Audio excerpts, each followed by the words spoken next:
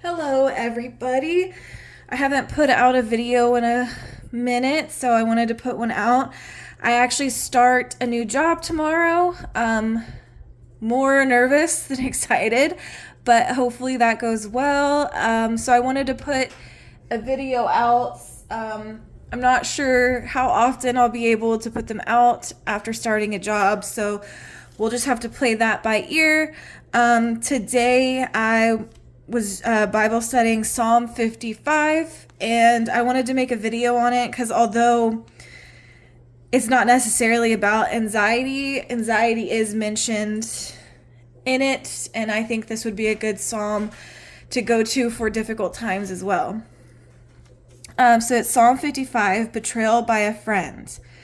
God, listen to my prayer and do not hide from my plea for help. Pay attention to me and answer me. I am restless and in turmoil with my complaint because of the enemy's words, because of the pressure of the wicked, for they bring down disaster on me and harass me in anger. So, the beginning of the psalm, David cries out to the Lord. Once again, an enemy has threatened him. This seems like a common theme in David's life, unfortunately. Okay, let's go on. My heart shudders within me. Terrors of death sweep over me. Fear and trembling grip me. Horror has overwhelmed me. So the descriptions of his suffering emphasize the anxiety he was experiencing. Let's go on.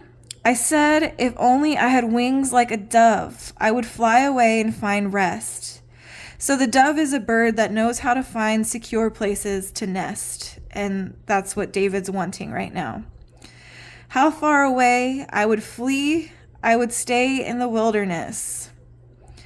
I would hurry to my shelter from the raging wind and the storm.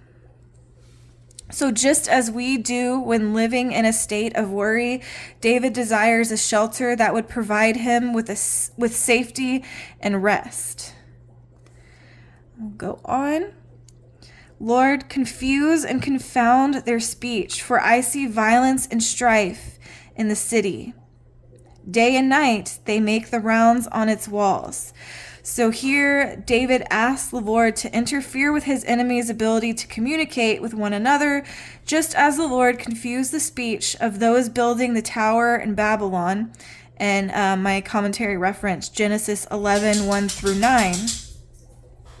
So, day and night they make rounds on its walls. Crime and trouble are within it. Destruction is inside it. Oppression and deceit never leave its marketplace. Now, it is not an enemy who insults me, otherwise I could bear it. It is not a foe who rises up against me, otherwise I could hide from him. But it's you, a man who is my peer, my companion and good friend. We used to have close fellowship. We walked with the crowd into the house of God.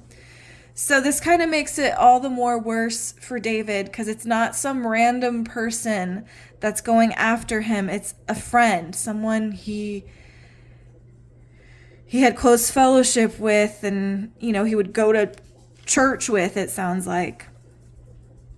Okay, let's go on. Let death take them by surprise. Let them go down to Sheol alive, because evil is in their homes and within them. But I call to God, and the Lord will save me. I complain and groan morning, noon, and night, and he hears my voice. So I put a little note, a couple different notes.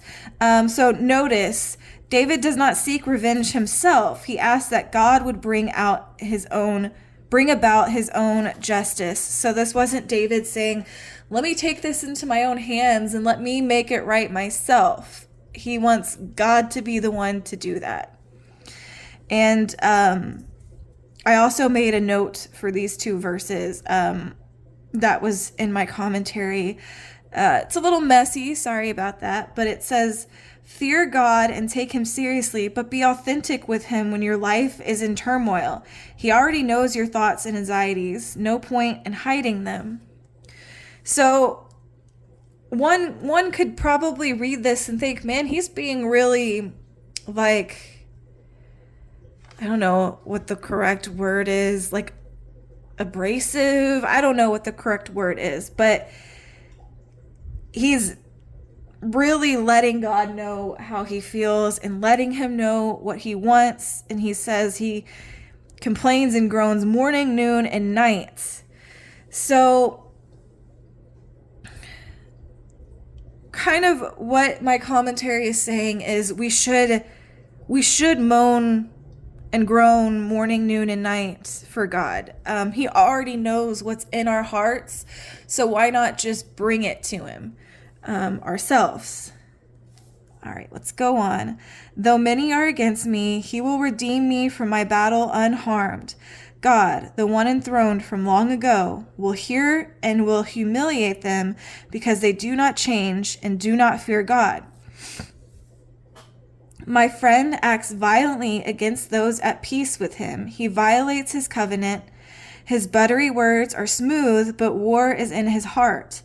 His words are softer than oil, but they are drawn swords. So I want to look, I didn't write it down, but I want to look at my commentary here. The Lord knew about David's friend who broke covenant with him. Such actions do not go unnoticed by the God who is always faithful to his own covenant.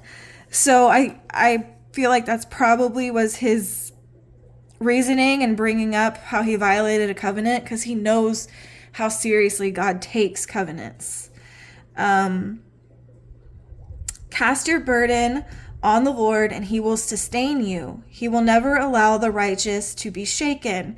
And this is 1 Peter 5:7 references this. Let me find it.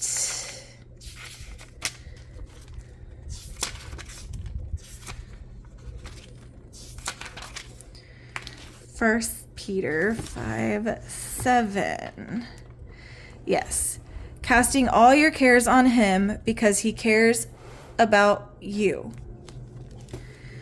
So just a little reference. I'm sure most of you already knew that, but I like to call it out and kind of write it so I remember.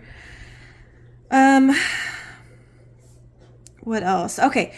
The commentary was saying, place on God's shoulders that which is weighing you down as you wait for him to intervene with your circumstances. So that's where cast your burden kind of comes about. Let's go on. God, you will bring them down to the pit of destruction. Men of bloodshed and treachery will not live out half their days, but I will trust in you. So the commentary here was saying, pray to him concerning the treachery of the wicked, and trust him to act on your behalf. So I think this Psalm 55, I really think it all is about letting things go and putting them into God's hands and just trusting him completely. And I mean, we could all do that better, I'm sure. I did put a sticky note here with something my commentary said. Should you ever feel consumed with dread and find yourself reeling from negative emotions, follow David's example, cry out to God, for he hears. So I really enjoyed this psalm. I've been going through quite a difficult time with my anxiety and depression. I've had some really dark thoughts lately, and it's hard to crawl out of that space. It really is. And I found myself wanting to not pick up my Bible during this time, and I have been able to, and I've been keeping up with it, and I'm so glad, because it really does help me to be in the Word when I'm struggling with these dark thoughts. So I hope you guys enjoyed this Bible study, and I hope you got something out of it. Please pray for me. Wish me luck tomorrow, starting my job on the first day. I'm going to be administrative assistant. So, be praying that goes well for me, and it's a great place for me to be. All right, you guys, have a great weekend and a great rest of your week. And God bless.